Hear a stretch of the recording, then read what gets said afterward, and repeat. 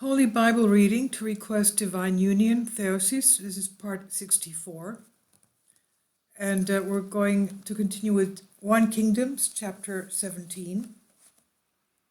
David and Goliath. Now the Philistines brought their armies together for battle, and they gathered at Socoh of Judah. They encamped between Socoh and Azekah in Ephes Damim, and Saul and the men of Israel gathered, and they were encamped in the valley. They were to set up in a battle formation opposite the Philistines. The Philistines stood on a mountain on one side, and Israel stood on a mountain on the other side, with a valley between them. And a mighty man went out from the battle line of the Philistines named Goliath, from Gath. His height was 4 cubits and span. He had a helmet on his head, and he wore a breastplate of chainmail, and the weight of his breastplate was 5,000 shekels of brass and iron. And he had armor made of bronze on his legs, and a bronze shield between his shoulders. Now the staff of his spear was like the beam of a loom, and his iron spearhead weighed 600 shekels. The shield bearer went before him. Then he stood and shouted out to the armies of Israel and said to them, "Why have you come out to line up for battle against us? Am I not a Philistine, and you Hebrews of Saul? Choose a man for yourselves, and let him come down to me. If he is able to fight with me and kill me, then we will be your servants. But if I am able to kill him, then you shall be our servants and serve us." And the Philistines said, "Look, this very day I challenge the ranks of the armies of Israel. Give me a man that the two of us can fight 1-to-1. When Saul and all Israel heard these words of the Philistine, they were dismayed and greatly afraid. But David said to Saul, "Let not the heart of my Lord fall in regards to him. Your servant will go and fight with this foreigner." And Saul said to David, "No, you are not able to go to the Philistine to fight him, since you are a young man, and he is a man of war from his youth." But David said to Saul, "Your servant used to tend the flock for his father, and when a lion or a bear came and took a sheep out of the flock, I followed it and struck it, and delivered the sheep from its mouth. And as it arose against me, I caught it by its throat and struck and killed it.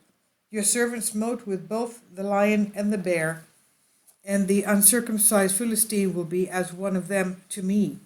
Will I not go and kill him today, and remove the reproach from Israel? For who is the uncircumcised who challenges the ranks of the armies of Israel? The Lord who delivered me from the paw of the lion and from the paw of the bear, he will deliver me from the hand of this uncircumcised Philistine." And Saul said to David, "Go, and the Lord be with you." So Saul clothed David with armor, and he put a bronze helmet on his head, and he girded David with his sword over his armor. David made a trail, walking with them a time or two, and David said to Saul, "I am not able to go with these, for I have not tested them." So they removed them, and then David took his staff in his hand, and chose for himself 5 smooth stones from a brook. He put them in a shepherd's bag to store away, and in his hand was his sling. He then approached the Philistines. And when Goliath saw David, he disdained him, for he was a young boy, ruddy with a good countenance. So the Philistines said to David, "Am I as a dog that you come against me with a staff and stones?" Then David said, "No, worse than a dog."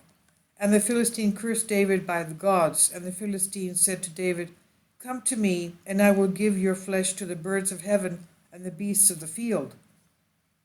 Then David said to the Philistine, "You come to me with a sword, with a spear, and a shield, but I come to you in the name of the Lord Sabaoth, the God of the armies of Israel, whom you reproach today. Today the Lord will deliver you into my hand, and I will kill you and take your head from you. And this day I will give your carcass and the carcasses of the camp of the Philistines to the birds of heaven and the wild beasts of the earth, and all the earth will know that there is a God in Israel. Then all this assembly shall know that the Lord does not save with sword and spear, for the battle is the Lord's, and the Lord will deliver you into our hands." And the Philistine arose and came and drew to meet David. Then David put his hand in his bag and took out one stone. He slung it and struck the Philistine on the forehead. The stone penetrated throughout his helmet and into the forehead. He fell to the ground on his face. So David prevailed over the Philistine with a sling and a stone. He struck the Philistine and killed him, and there was no sword in the hand of David. Therefore David ran and stood over the Philistine, took his sword and killed him and cut off his head. And the Philistines saw that their champion was dead, and they fled. Now the men of Israel and Judah arose and shouted and pursued them as far as the entrance of Gath and to the gates of Ashkelon. And the wounded Philistines fell on the way to the gates, even as far as Gath and Ashkelon. Then the men of Israel returned from pursuing the Philistines, and they plundered their camp. And David took the head of the Philistine and brought it to Jerusalem. He put his armor in his tent. Chapter 18. Saul's jealousy of David. From all the cities of Israel, women came and danced with tambourines, with joy, with cymbals, to greet David, and the women began a song and sung, Saul slew his thousands, and David his 10,000s. These words seemed evil in the eyes of Saul, and he said to David, They ascribe to you 10,000, and to me they ascribe only thousands. So from that day forward Saul eyed David with suspicion, as Saul was apprehensive of the mere presence of David, and he removed David from himself. He made David his captain of 1,000, and he went out and came in before the people. David was prudent in all his ways, and the Lord was with him. And Saul saw David to be exceedingly wise, and felt challenged by his presence. But all Israel and Judah loved David, for he went out and came in before the people. David weds Michal. Now Michal, daughter of Saul, loved David, and it was told to Saul, and it was pleasing in his eyes. So Saul said, I will give her to him, and she will be a stumbling block to him. At the same time, the hand of the Philistines was against Saul.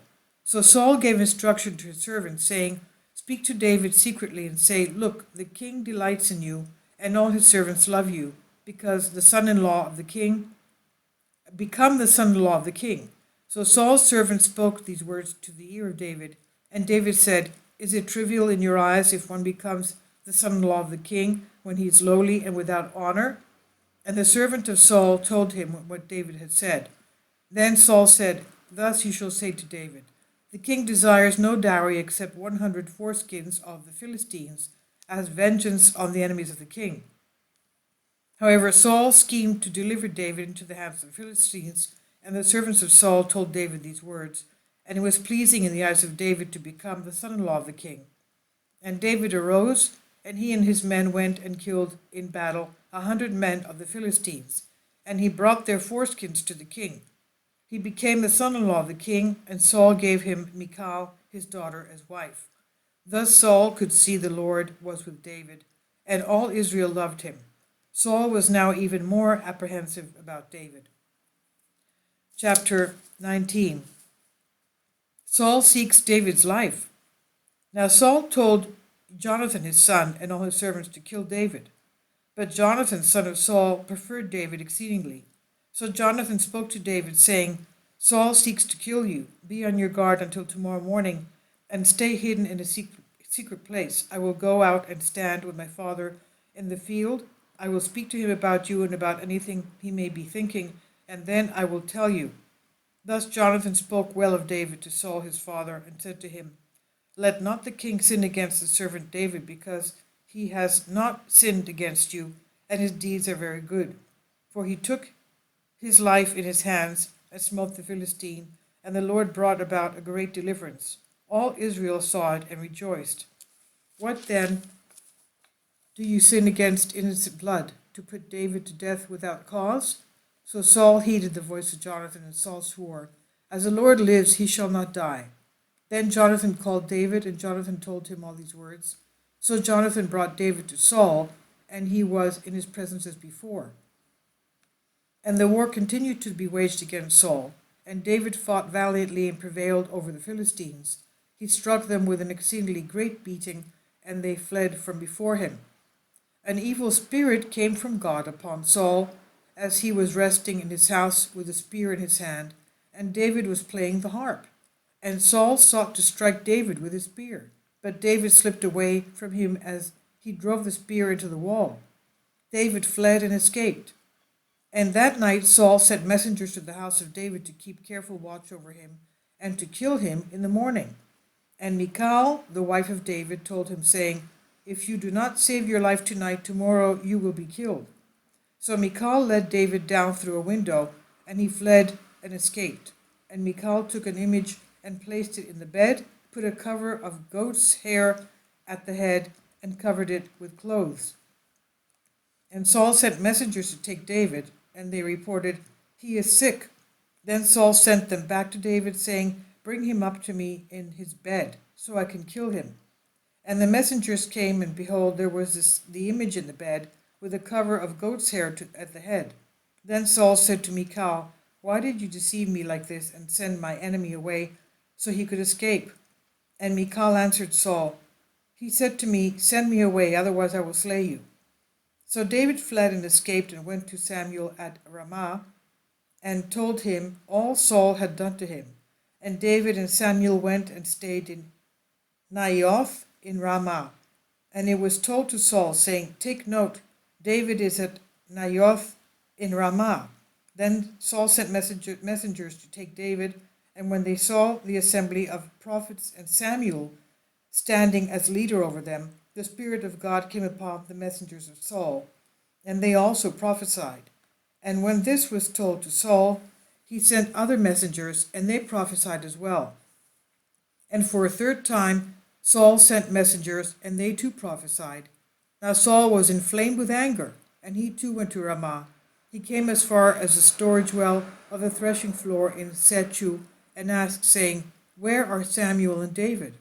And someone said, "Look, they are in Naioth in Ramah." So he went onwards to Naioth in Ramah, and then the Spirit of God came upon him too, and he went on and prophesied until he came to Naioth in Ramah. There he removed his clothes and prophesied before them, and he fell unclothed to the ground all that day and all that night. Therefore they say, "Is Saul among the prophets?" Chapter 20. Jonathan is loyal to David. Then David fled from Naioth in Ramah, and came before Jonathan and said, "What have I done, and what fault is mine? What is my sin before your father, that he seeks my life?" So Jonathan said to him, "There is no fault on your part.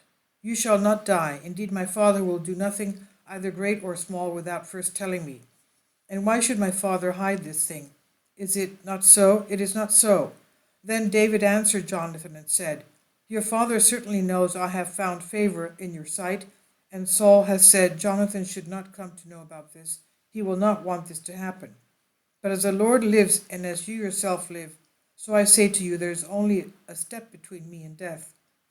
So Jonathan said to David, "What does your soul desire? What shall I do for you?"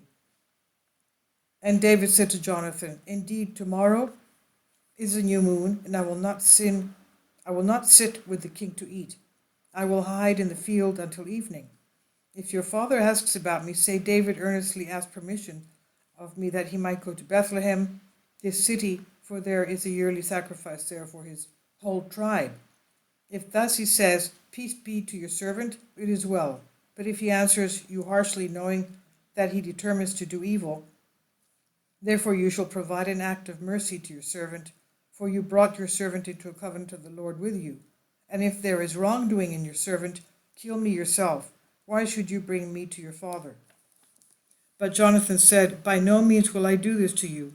For if I know for sure that my father intends evil against you, I will come to you. If otherwise, I will tell you in your cities." Then David said to Jonathan, "Who will tell me if your father should answer you harshly?" And Jonathan said to David, "Go and remain in the field." And they both went out into the field. Then Jonathan said to David, "The Lord God of Israel knows that I will question my father 3 times.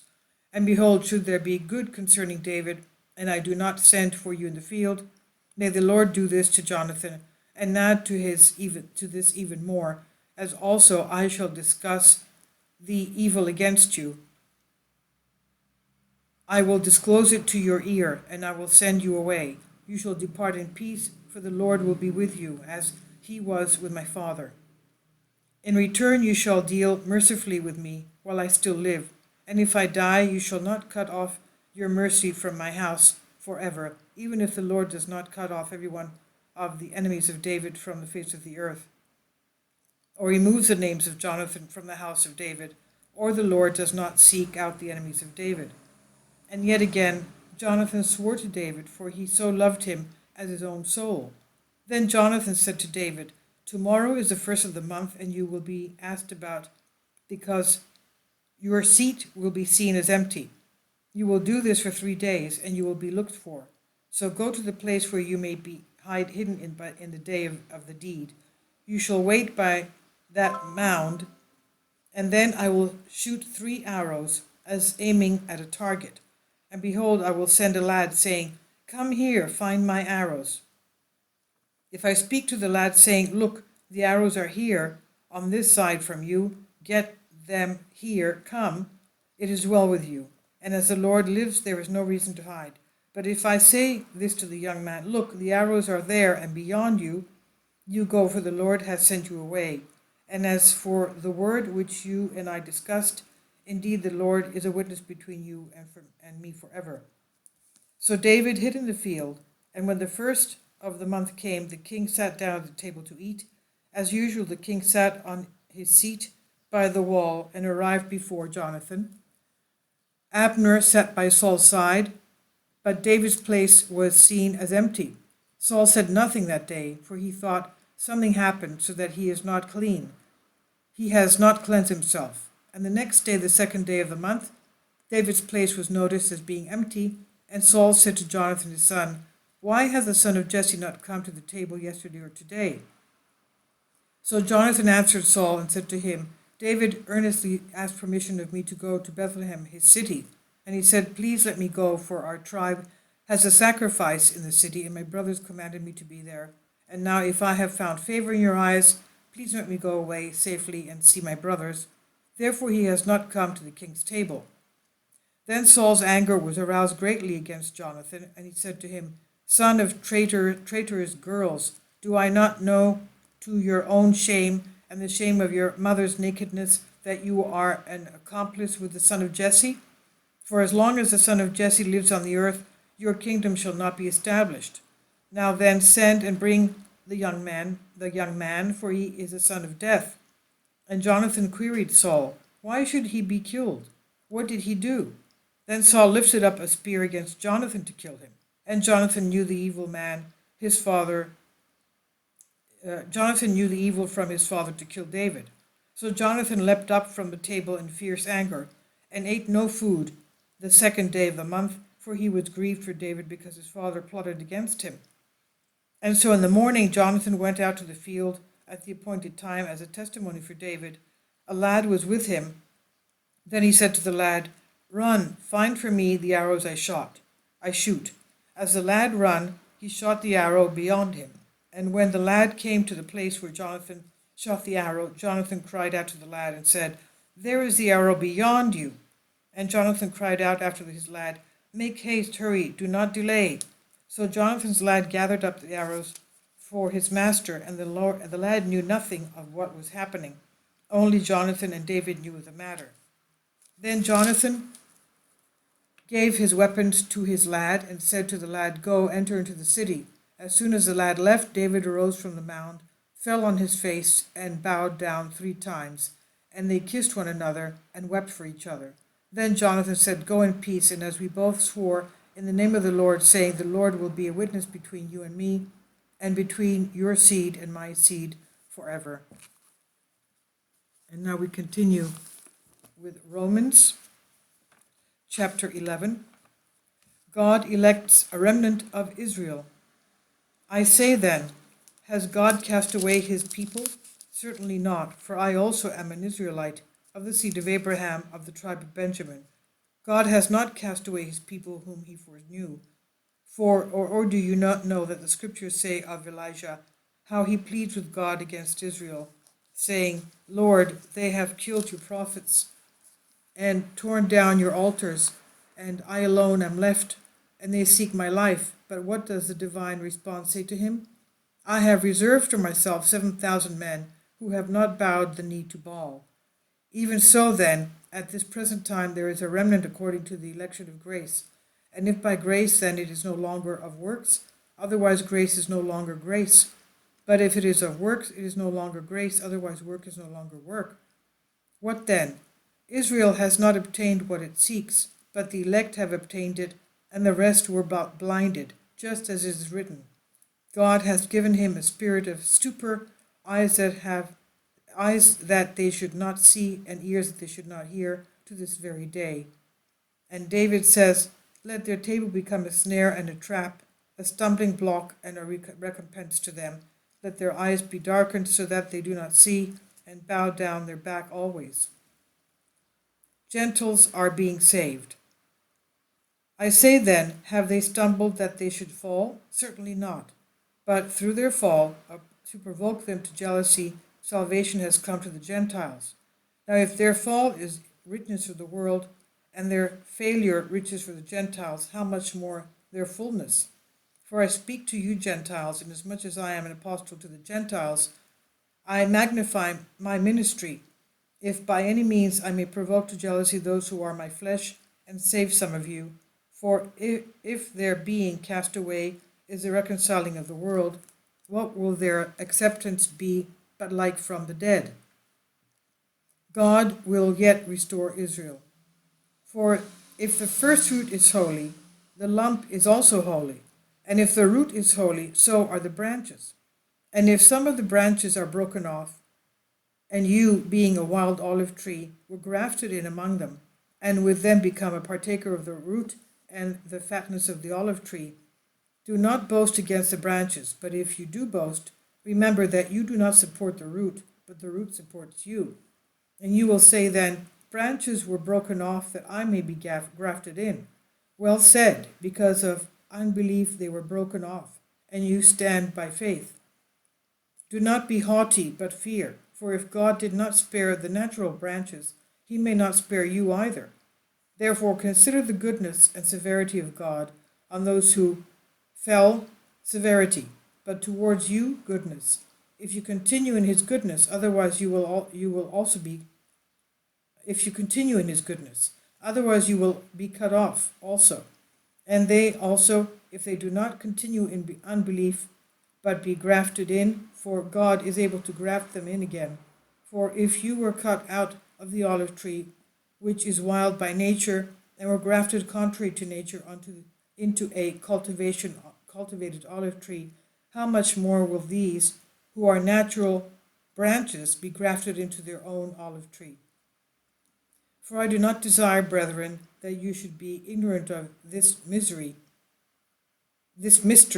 lest you should be wise in your own opinion, that blindness is part that happened to Israel until the fullness of the Gentiles has come in. And so all Israel will be saved, as it is written, the deliverer will come out of Zion, and he will turn away ungodliness from Jacob. For this is my covenant with them when I take away their sins. Concerning the gospel, they are enemies for your sake, but concerning the election, they are beloved for the sake of the fathers. For the gifts and the calling of God are irrevocable. For as you were once disobedient to God, yet have now obtained mercy throughout their disobedience, even so these also have now been disobedient, that through the mercy shown you, they also may obtain mercy. For God has committed them all to disobedience, that he might have mercy on all. Doxology on God's ways. The depth of the riches both of the wisdom and knowledge of God. How unsearchable are his judgments, and his ways past finding out. For who has known the mind of the Lord, or who has become his counselor, or who has first given to him, and it shall be repaid to him? For of him, and through him, and to him are all things, to whom be glory forever. Amen. Chapter 12. Christian Renewal. I beseech you, therefore, brethren, by the mercies of God, that you present your bodies a living sacrifice, holy, acceptable to God, which is your reasonable service, and do not be conformed to this world, to be transformed by the renewing of your mind, that you might prove what is that good and acceptable and perfect will of God. A life of unity in the church. For I say, through the grace given to me, to everyone who is among you, not to think of himself more highly than he ought to think, but to think soberly, as God has dealt to each one a measure of faith. For as we have many members in one body, but all the members do not have the same function, so we, being many, are one body in Christ, and individually members of one another.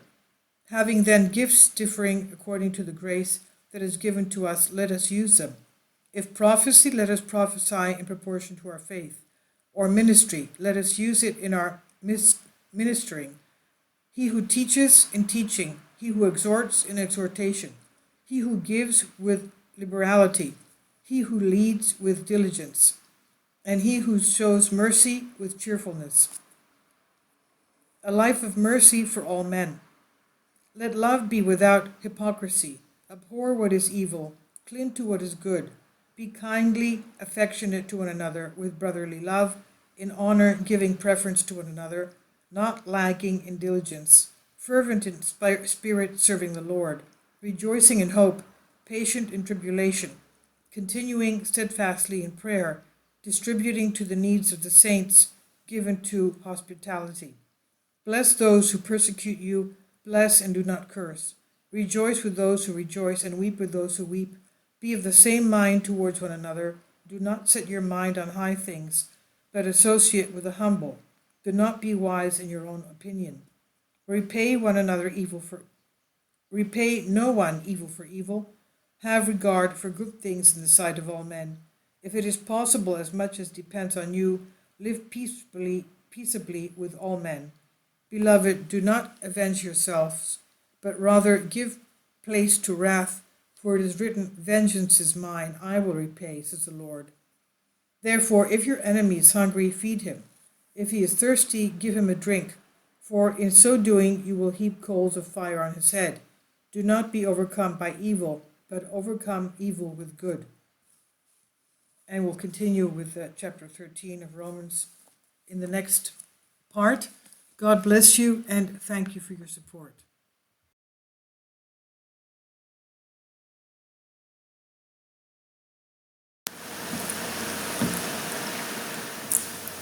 If you'd like to join me on my Patreon account, you will hear content not covered by mainstream media. These riveting stories will be based on my research, and I will state my opinions and give my personal insight on diverse and controversial subjects and world events not covered by mainstream media, and not supported by YouTube guidelines. So whatever I have on my Patreon, most of those will not be on my YouTube channel. Please consider becoming a member today. More of the most significant and important videos will be on my Patreon channel. Your support helps me to continue my research and keeps this YouTube channel alive. And we depend on your support, your generous charity, because we help economically challenged families here in Athens, Greece, in Kapota, and we also help the young generation with university tuition and the community around our church. Thank you.